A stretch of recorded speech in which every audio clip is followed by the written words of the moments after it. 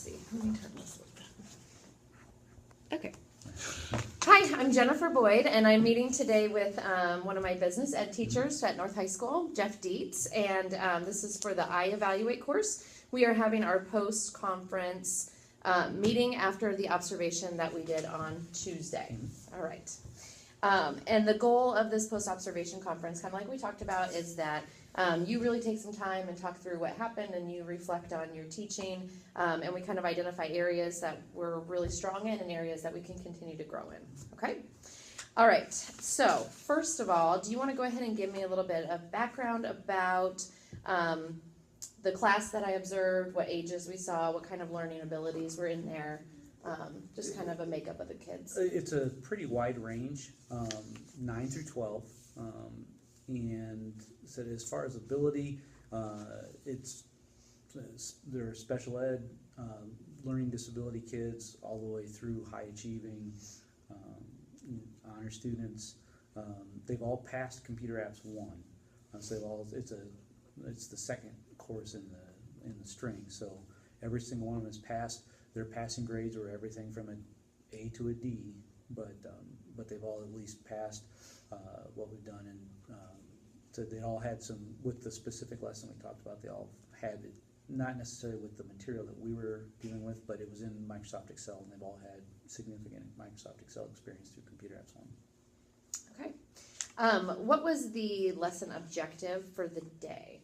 The objective was to demonstrate a couple of financial functions inside of Microsoft Excel. We did the payment function and future value function.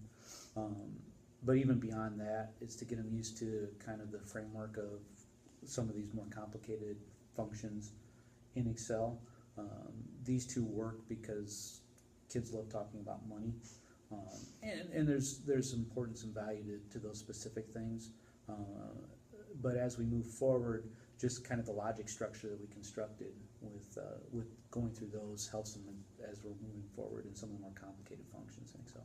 Okay, so they'll continue in Excel for a little while longer. Yeah, we'll have at least probably 2 to 3 more weeks inside of Excel.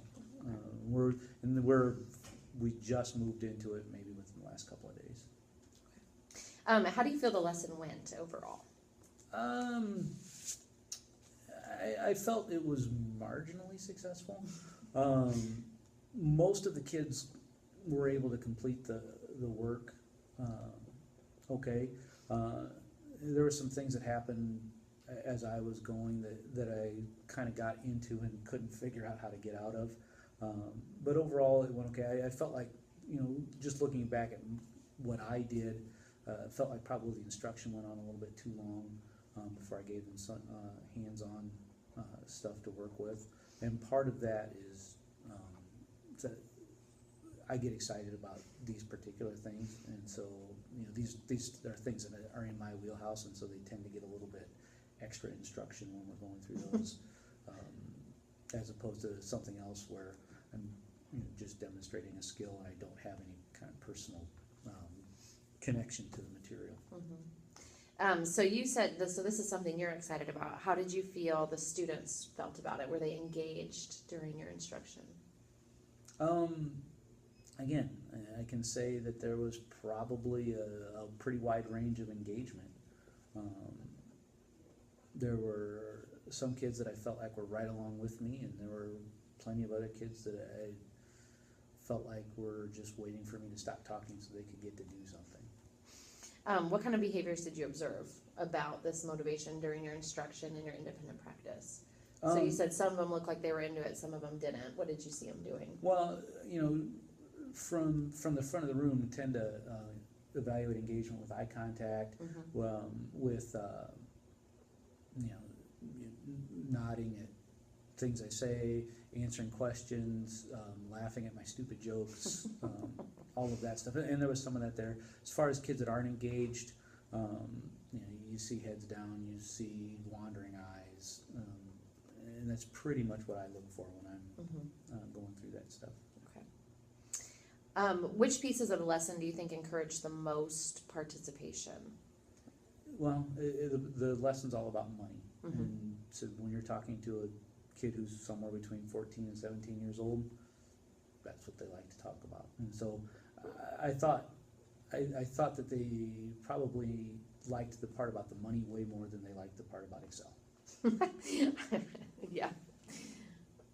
I felt like your dialogue with them when you were talking, that you had a lot of communication back and forth in that discussion piece. Mhm. Seems like they really responded well to what you were saying, and they, were engaging back and forth. The Mhm. one student that I pointed out that I used to have down at the intermediate, I mean, he was such a hard one to keep focused, and he was in it from the beginning of the class to the end of the class, and I think he really likes that conversation back and forth with you. Yeah. I think he responds well to that. And that's the way I am too. Mhm. I mean, I'm more of a conversation person than I am a lecturer.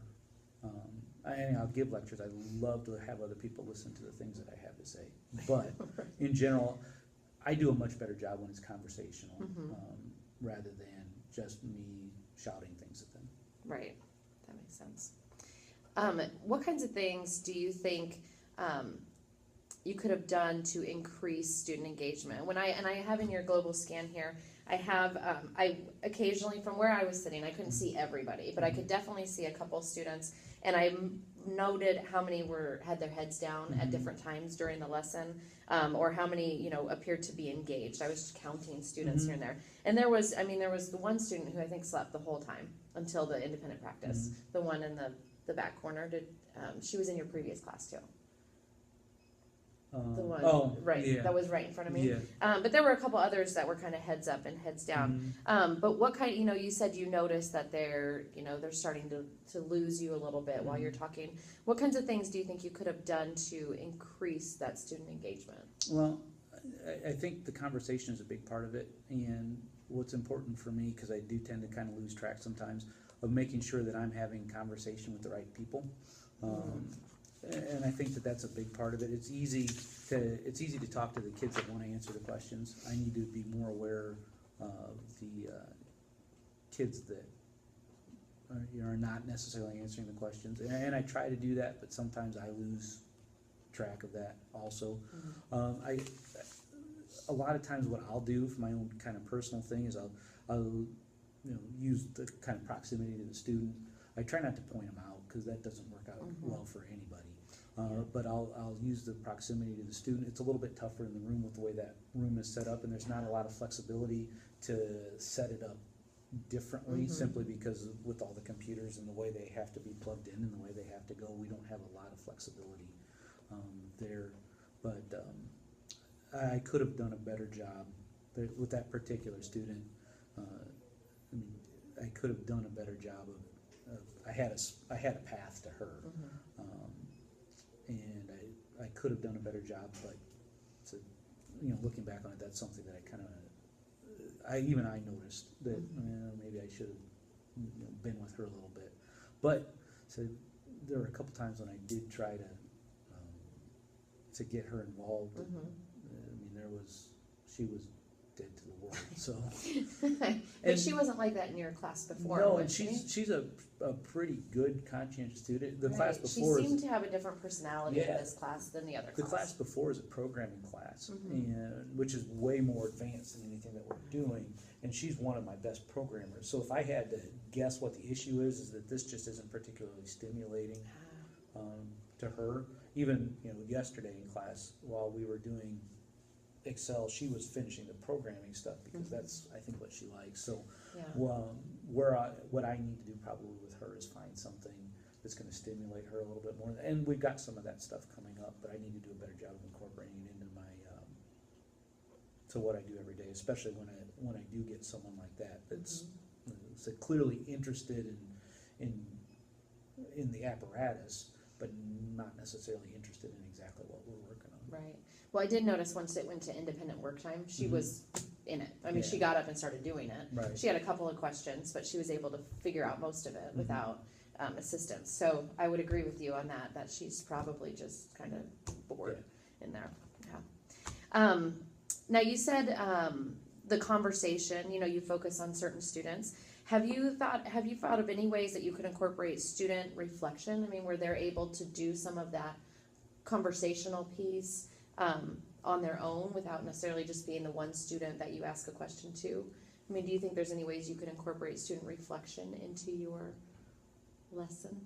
I'm sure there are ways. Honestly, that's just not something that's been on my radar. Mm-hmm. And maybe it needs to be. You know, I've found, and I don't want to make it sound like this is something that I've extensively explored and tried, Mm-hmm. and it hasn't worked, because I haven't extensively, but at times when I've asked for, you know, maybe, you know, electronic feedback, I just don't seem to get the kind of participation that seems like it makes it worth. Mm. But again, probably most of that is on me and the way I present the stuff, as well as probably the limited basis in which I've tried the things. Right. You don't have to be so hard on yourself. It's the way I work. You know, you said in here that you thought your instruction was a little bit too long. Mm-hmm. And when I looked at the timing, Mhm. your direct instruction went for about an hour, and then they had about 20-25 minutes to Mhm. actually do the independent activity. So that was something I think, because at the beginning of class, they were all very engaged. I mean, they Right. were ready to go. And then as it kind of went on, and I Yeah. think once you hit you started with the future value, Mm-hmm. and then once you hit the PMT, that's where they kind of Yeah. started losing it, because it Mhm. seemed like it was another new skill that they were getting. Right. And so one of the areas that I wanted to kind of talk about was lesson structure and pacing, which is Mhm. one of our NIET rubric indicators that's a focus for this year. I Mhm. don't know if you're aware of that. Yeah. But okay.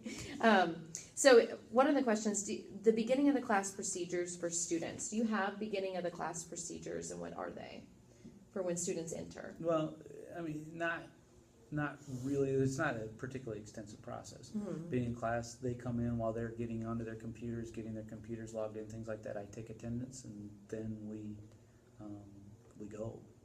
And get started. Yeah. Okay. Students, you know, it depends on the day and what's going on.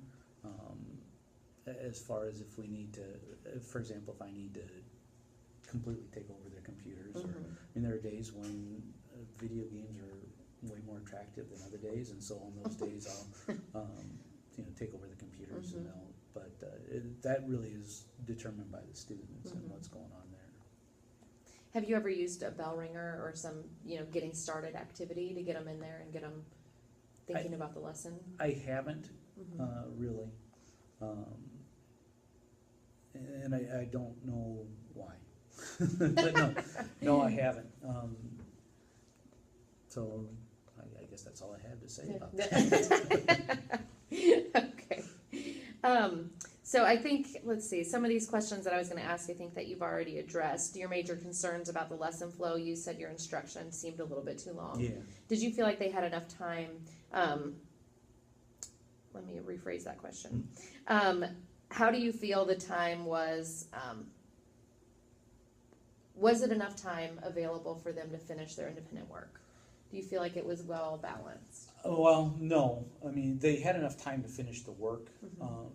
but I didn't necessarily feel that it was balanced. Again, normally, and again, the day that you came, Right. you hit stuff that I love to talk about, and so that I talk longer. Normally, a normal breakdown is about 1/3 instruction, 2/3 work time. Okay. That particular day, it kind of flipped, and that's because I enjoyed talking about it and I got on a roll. And you had some good Albert Einstein quotes. But,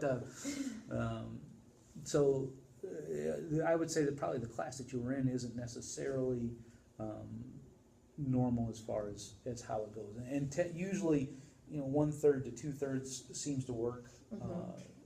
pretty well in terms of keeping them a little more, engaged in what we do. And so that's where I try to keep it.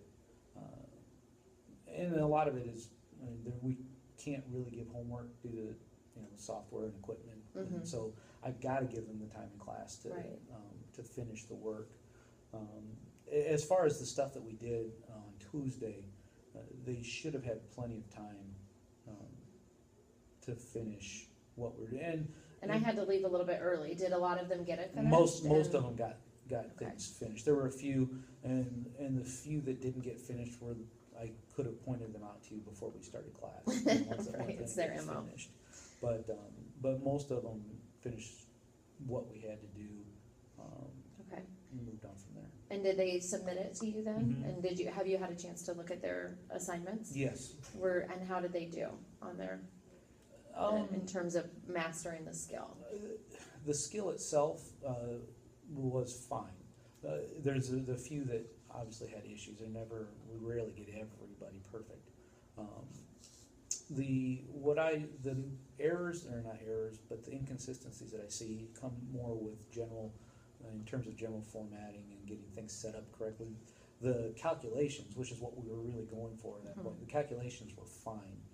I do hold them responsible for making sure that their work is not only that the math is right, but that it's also set up correctly, that it looks right. We talk all the time about how, for those sorts of documents, it's as important how they look as what they say. And so most of the inconsistencies that I saw were in terms of that formatting. And that's usually for the kids, they don't focus on that. They're so focused on the math that they forget about lining things up right. So we're kind of overexposed there in the video. Oh, what happened? Is it still? Hello? Yeah. Okay, we're gonna continue this in part 2. Oh, it froze.